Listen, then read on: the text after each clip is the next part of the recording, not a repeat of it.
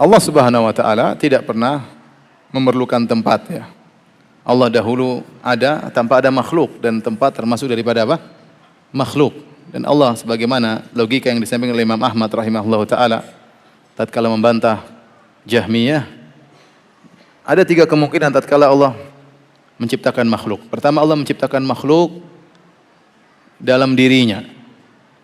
Kedua, Allah menciptakan makhluk tersebut di luar dirinya, kemudian dimasukkan dalam dirinya. Yang ketiga, Allah ciptakan makhluk di luar dirinya dan tetap di luar dirinya. 3 kemungkinan. Pertama, Allah menciptakan makhluk dalam dirinya, maka ini tidak benar. Berarti Allah bersatu dengan apa? Makhluknya, dan makhluk penuh dengan kekurangan, kotoran dan macam-macam. Dan ini Allah Maha Suci dari segala hal tersebut. Kemungkinan kedua, Allah ciptakan makhluk di luar, kemudian Allah masukkan dalam dirinya, itu pun tidak mungkin. Sama, Allah masukkan hal yang penuh kekurangan, kotoran dan dalam dirinya. Yang ketiga, Allah ciptakan makhluk yang di luar Allah Subhanahu wa taala. Maka Allah sampai sekarang adalah maha tinggi di luar makhluk tersebut ya. Makanya orang-orang yang menolak Allah di atas, mereka menyangka kalau kita bilang Allah di atas berarti Allah dinaungi oleh bumi, Allah dinaungi oleh langit. Bumi dan langit sangat kecil, bagaimana bisa menaungi apa?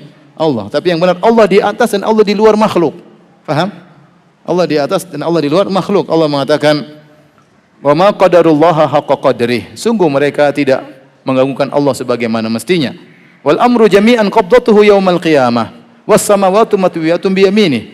Ya, maka seluruh bumi pada hari kiamat kelak akan dalam genggaman Allah dan langit dilipat oleh tangan kanan Allah. Sungguh kecil, ya. Langit dan bumi sangat kecil, bagaimana mau menaungi Allah Subhanahu wa taala?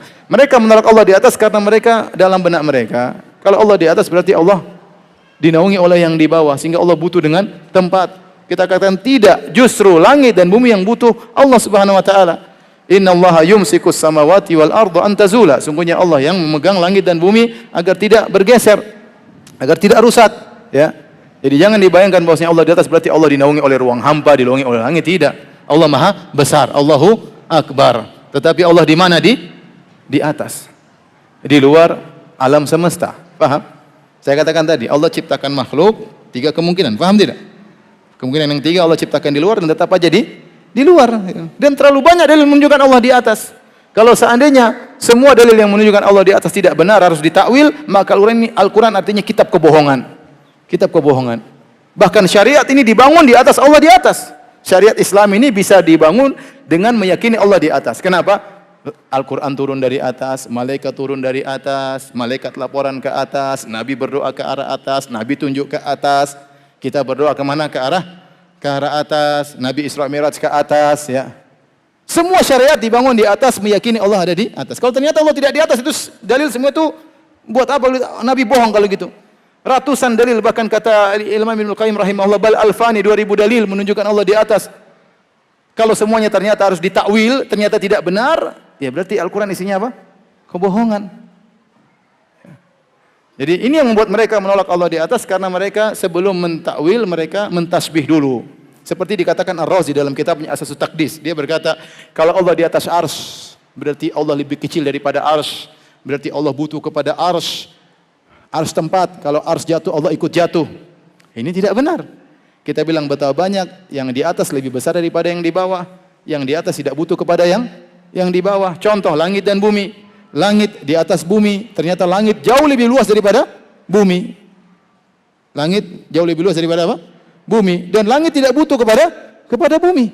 Langit tidak butuh kepada bumi. Kalau antara makhluk dengan makhluk, ternyata ada yang di atas lebih besar daripada yang di bawah. Yang di atas tidak butuh kepada yang di bawah, apalagi Allah dengan makhluk. Mau bilang, kalau kita bilang Allah di atas berarti Allah menempati arsy, Allah butuh kepada arsy. Ini adalah tasbih. Jadi otaknya mentasbih terlebih dahulu, baru kemudian apa? Menolak. Artinya mereka ini menolak dalil dengan logika. Logika mereka yang ternyata salah. Kalau ternyata Allah tidak di atas, berarti Nabi bohong dong selama ini. Ya. Nabi bertanya kepada sang budak wanita, "Aina Allah?" Di mana Allah? Untuk menunjukkan wanita ini mukminah, budak ini mukminah atau tidak, untuk bisa dibebaskan. Dan ini disampaikan oleh Imam Syafi'i rahimahullahu taala. Aina Allah? Di mana Allah? Fis sama, Allah di atas langit. Ya. Budak itu berarti atikha fa innaha mu'minah, bebaskan, merdekakan budak ini, dia berhak untuk dimerdekakan karena dia seorang apa? Wanita apa? Mukminah, karena dia mengetahui Allah berada di mana? Di atas, ya. Sudah, sekarang ini masalahnya racun filsafat sudah masuk. dalam masalah akidah, kemudian berbagai macam, akhirnya mereka menolak banyak ayat, banyak dalil, ayat-ayat sifat karena menggunakan logika mereka yang logika tersebut apa? Salah ya. Taib. Menurut kalian Allah tidak ada terus di mana? Oh, Allah, mereka khilaf. Ada yang mengatakan Allah di mana-mana. Jahmiyah muta'abbidah, Allah di mana-mana. Allah di mana-mana terus maksudnya di mana? Di WC, di tempat sampah atau di mana? Di neraka atau di mana? Oh enggak, kalau kami tidak mengatakan Allah di mana? Allah suci dari tempat, berarti Allah tidak di mana-mana. Tidak di atas, enggak. Tidak di bawah, enggak. Ya tidak ada berarti, apa bedanya Allah dengan tidak ada? Tidak di atas, tidak di bawah, tidak di mana-mana, tidak ada berarti. Tidak bisa ditunjuk katanya, kalau bisa ditunjuk berarti salah loh. Subhanallah. Sesuatu yang tidak bisa ditunjuk, tidak ada berarti. Tidak ada. Tidak ada, kecuali abstrak. Ya. Kita udara kita bisa tunjuk, semua yang ada bisa kita tunjuk.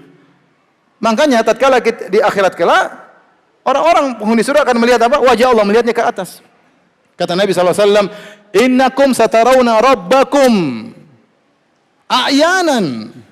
Ya, kalian pada hari kiamat kelak akan melihat Allah dengan mata kalian. Kama tarawnal badr. Kama tarawnal qamara lailatal badr. Sebagaimana kalian melihat rembulan tatkala di bulan purnama. La tudhamuna fi ru'yati, kalian tidak perlu berdesak-desakan. Kita lihat bulan, lihat ke atas selesai, tidak perlu gini karena yang dilihat di mana? Di atas. Berarti ada arah enggak itu? Ada. Ini hadis mau diapain? Hadisnya mutawatir. Sehingga mereka yang sudah kejebak dengan filsafat, mereka bingung mentakwil ini semua. Ini pembahasannya nanti dalam kesempatan yang lain insyaallah dalam masalah asma wa sifat. Baik, demikian saja kajian kita ya. Bil ghaftar majlis subhanakallah bihamdik asyhadu an la ilaha illa anta astaghfiruka wa atubu ilaik. Assalamualaikum warahmatullahi wabarakatuh.